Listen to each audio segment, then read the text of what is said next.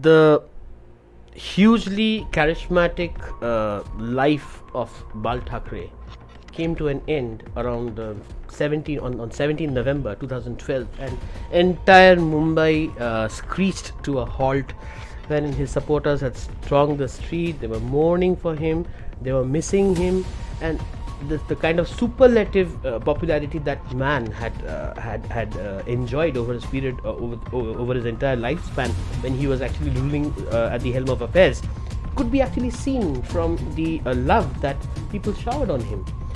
But one wonders, what is the reason why he was so close to the general mass? Was it only the Hindutva? Was it only the Marathi Manas? Was it only the firebrand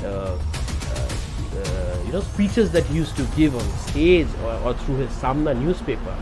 What was so important about the man? What did the common man see in him?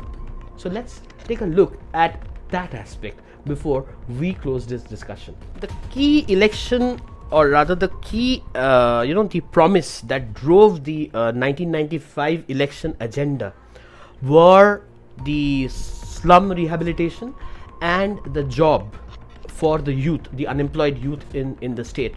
Both were very, very ambitious projects, and given the kind of corruption that we have in our system, it was imperative that the project will run into multiple sorts of corruption issues, and those projects that have started at that point in time did serve a few people, but could not become a full-fledged success as it was thought out to be. Nonetheless, there were other projects which actually took off, and the fruits are being born today. The creation of the Pune Expressway from Mumbai.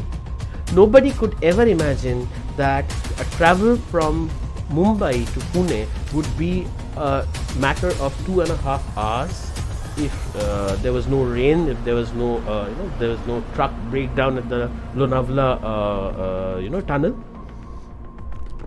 This project was envisaged by Bal Thackeray, and Mumbai thanks Bal Thackeray today for that kind of a magnificent thinking which had happened at that point in time.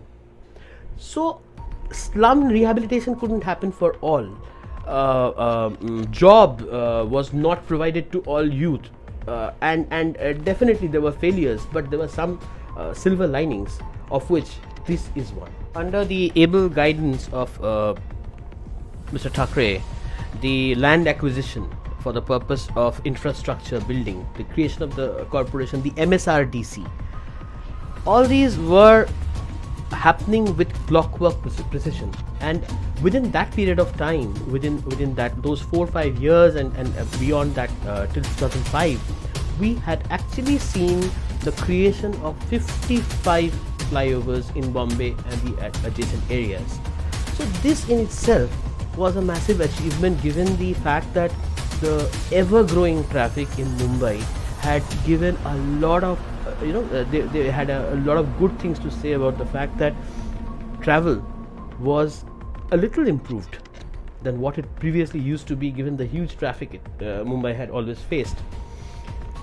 There were projects which had flopped as well. We would talk about the irrigation project, which the ambitious irrigation project, the Krishna Valley project, which started and it ran into errors. The Junka Bhakar, the small scale creation of the stalls. The Junka Bhakar stalls are those stalls which sells teas and the vada pav and the pakoras in Mumbai, and that was in itself was a project wherein people would be given the agency to run it independently. They would be given the finances. However, it did not turn out to be as good a success as it was envisaged to be. But there were certain silver lining which were there during this rule. For instance, the improvement of the basic sanitation and the issues of drainage and the clear drinking water. That reached multiple parts of Maharashtra solely because of Balasaheb Thakeray's intervention and his clockwork precision, which kind of pushed people to strive that much more, improve the lives of people on ground.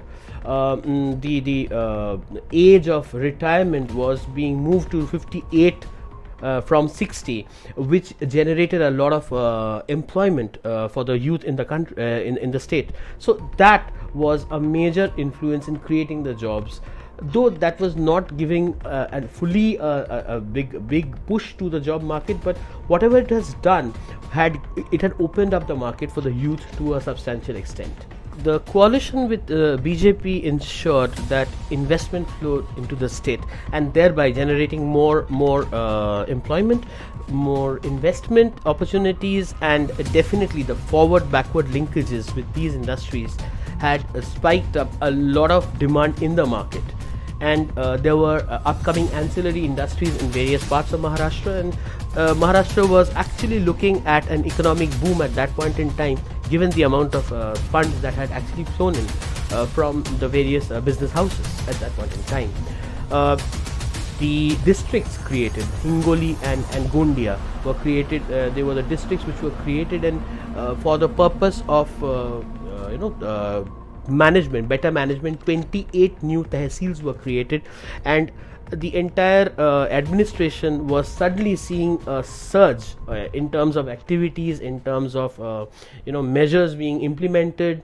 Octroi was abolished for movement between inter-district and intercity. However, that resulted in a loss of revenue that didn't pick up because state government ultimately the state government didn't have fund to fund its own projects.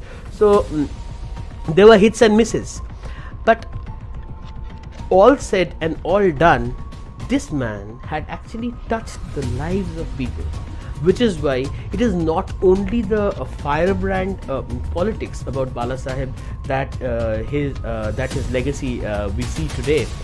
His legacy carries on with touching the lives of the common man, giving him that amount of facility, giving him that amount of support, so that he can earn his daily living. Being a Marathi, he can earn his daily living in Maharashtra and progress. But the initiatives that he took had not only benefited the Marathi Manas, but also the huge segment of outsiders who had stayed there, and there was no differentiation as such. And Bombay being a quintessentially secular state, the aspect of the agenda of Balasaheb Thackeray has been largely branded as quite dogged and quite not so secular.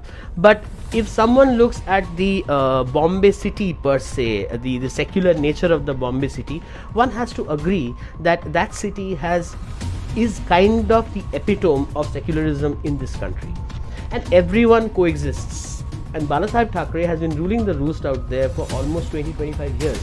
Except for the riot wherein there were initiations and there were inciting of violence, largely the social fabric of this city is very, very, very secular. So what actually happened, how the political fabric panned out, how is it today, is a matter of discussion, is a matter of debate. At this point in time, let us honor the man who had actually taken the city of Mumbai from what it was in the 1980s and 90s to the current buzzing hub of financial activities, which and prosperous city wherein the population is a problem and it's ever growing, but the city still lives on. It still lives on with its own glory, and Maharashtra is one of the most prosperous states in the country. On that note, I thank you for your time today, and we'll meet again with another controversial yet informative topic to give you some more insights about things which maybe newspaper houses would give you a small sneak peek, but we would like to give you an overview. On that note, it's bye-bye for today. एक मंत्र दिला आहे, तुझ्याकडे जर आत्मबल असेल, आत्मबल, ज्योतिषाकडे जाऊ नकोस, कुंडली दाखवू नकोस, हात दाखवू नको, निराळ्या पद्धतीने दाखव, पण तसा दाखवू नकोस. तुझ्याकडे कुठचा ग्रह कुठच्या घरात बसला याची पर्वा करू नकोस. तुझ्याकडे जर आत्मविश्वास असेल, सेल्फ कॉन्फिडन्स, तर जगाच्या पाठीवर तू कुठेही जा, तुला मरण नाही.